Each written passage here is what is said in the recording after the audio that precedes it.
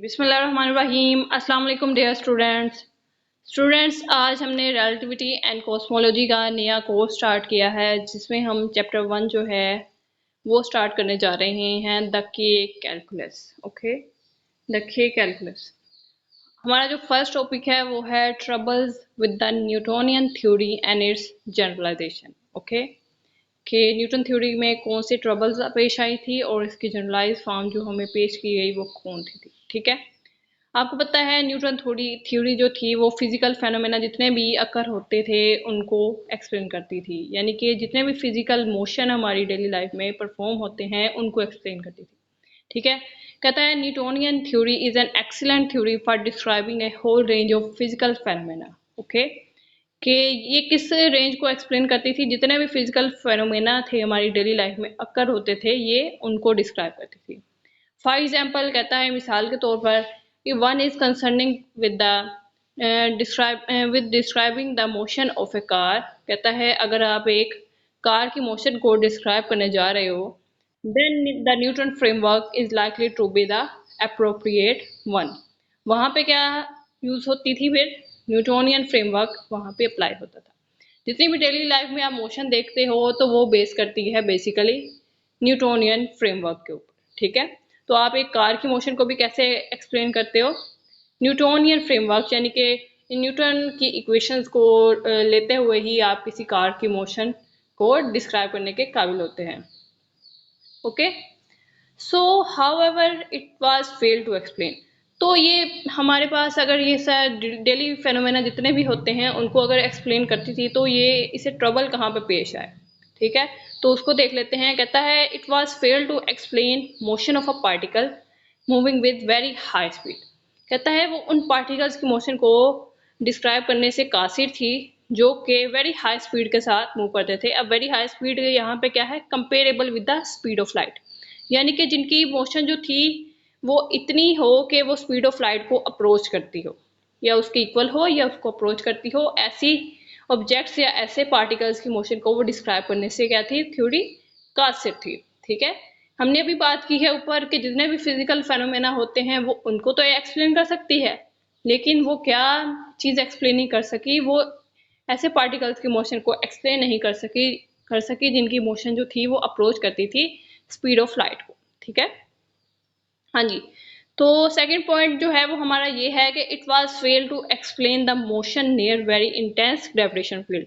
कहता है कि वो ये जो थी ऐसी मोशन को भी एक्सप्लेन करने से कासिर थी जो कि किसी शदीद ग्रेविटेशन फील्ड में परफॉर्म होती हो। ठीक है, जैसा कि एक न्यूक्लियस, गैलेक्सी का जो न्यूक्लियस है वहां पे अगर आप किसी पार्टिकल्स की मोशन को डिस्क्राइब करने जा रहे हो, क्योंकि हमारे पास गैलेक्सी के जो न्यूक्लियस है वहां पे ग्रेविटेशनल फील्ड जो है वो बहुत ज्यादा होता है। ठीक है, वहां पे इसकी क्वांटिटी जो है ग्रेविटेशन फील्ड की बहुत ज्यादा होती है, तो वहां पे ये न्यूटोनियन फ्रेमवर्क जो था वहां पे एप्लीकेबल नहीं होता था। तो ये इन चीजों वेरी इंटेंस ग्रेविटेशन फील्ड की मोशन को भी डिस्क्राइब करने से ये थ्योरी कासर थी। ठीक है, कहता है Newtonian theory was get confuse due to reality. अब रियलिटी को देखते हुए, तो इन सब चीजों को देखते हुए न्यूटोनियन थ्योरी भी क्या थी, कंफ्यूज हो गई थी कि भाई ये क्या चक्कर क्या है। Just to be more precise, इसको मोर प्रिसाइज करने के लिए we should say that Newtonian theory is an excellent theory within its range of validity. अब हम ये नहीं कह सकते कि न्यूटोनियन थ्योरी जी थी जितनी भी उसने एक्सप्लेन की है वो सारी की सारी क्या है, फेल है।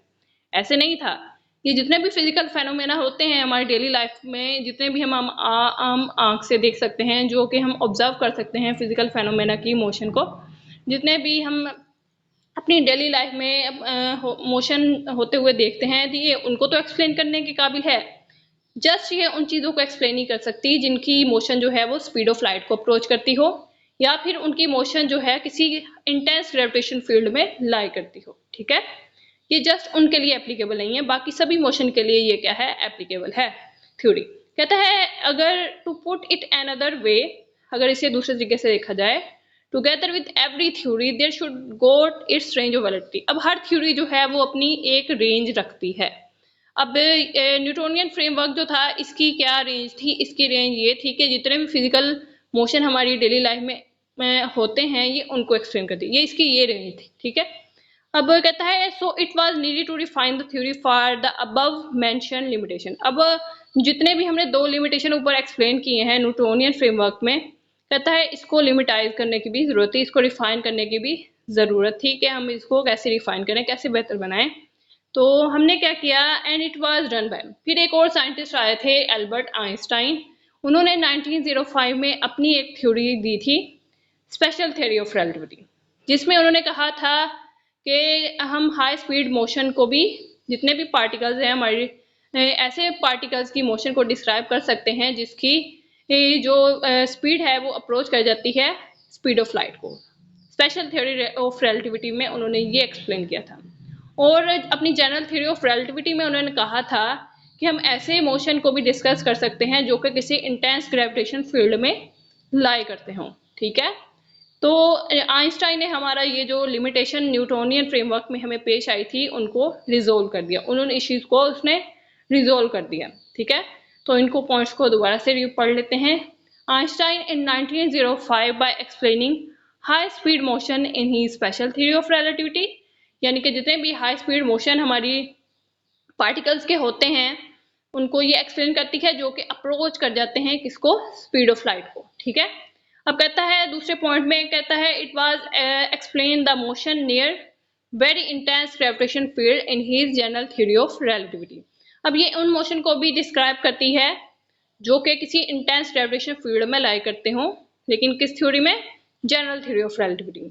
स्पेशल थ्योरी ऑफ रिलेटिविटी हमें बताती है कि हाई स्पीड मोशन के पार्टिकल्स के बारे में, जनरल थ्योरी ऑफ रिलेटिविटी जो है वो हमें बताती है कि किसी इंटेंस ग्रेविटेशन फील्ड में पार्टिकल्स की मोशन कैसे हो सकती है। ठीक है, अब कहता है जनरल थ्योरी ऑफ रिलेटिविटी जो थी एक्चुअली जनरलाइज फॉर्म थी किसकी, स्पेशल थ्योरी ऑफ रिलेटिविटी की, for the motion near intense gravitation field. ये हमने ऊपर बात कर ली है। ठीक है, टू डिस्क्राइब सच फेनोमेना, अब कहता है इन फेनोमेना को एक्सप्लेन करने के लिए the whole physics must pass through the pipe of relativity.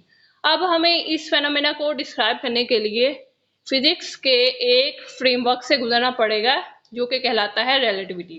ठीक है, इस सारे फेनोमेना को डिस्क्राइब करने के लिए आपको क्या करना पड़ेगा, रिलेटिविटी के एक फ्रेमवर्क से गुजरना पड़ेगा।